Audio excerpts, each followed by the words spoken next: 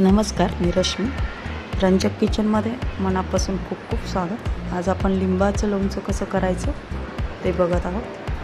त्यासाठी 500 ग्रॅम लिंबू घेतलं. परंतु लिंबू आधी घेताना कसं घ्यावं तर हे पिवळं, छोटे, मध्यम आकाराचे आणि पातळ सालीचे लिंबू निवडावे, ज्याला एकही डाग असू नये.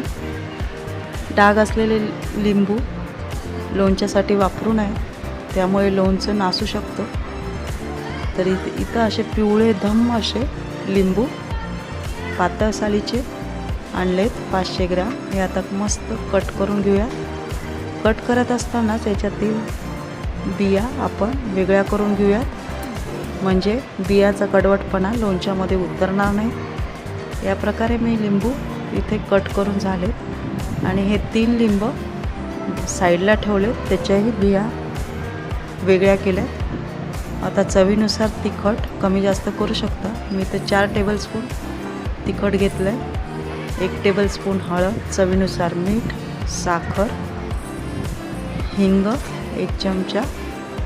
हिंगामुळे लोणच्याची चव अप्रतिम लागते. हे छान मिक्स करून घेऊया.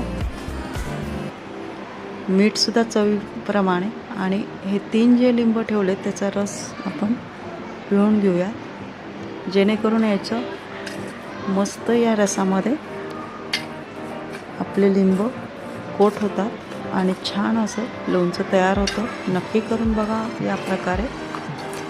आणि हे लोणचं वर्षभर टिकतं. पण लिंब हे पाण्यात भिजलेले नसावे, मस्त असे सुकलेले छान असे ताजे लिंब हवे, यामुळे लोणचं मस्त कमी साहित्यात तयार होतं आणि वर्षभर राहतं. मिठाचं प्रमाणसुद्धा एकदम बरोबर पाहिजे. हे आता 2 दिवस मुरायला ठेवूया. 2 दिवसानंतर या प्रकारे हे आपलं लोणचं तयार होतं. मस्त अशा काचेच्या बरणीत भरून ठेवूया.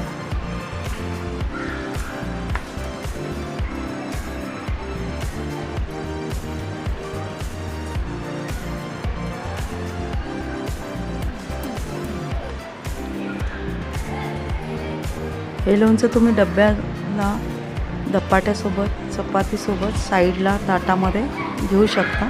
जर ही रेसिपी तुम्हाला आवडली असेल तर लाईक, शेअर आणि सबस्क्राईब करा. मस्त खा आणि स्वस्त राहा.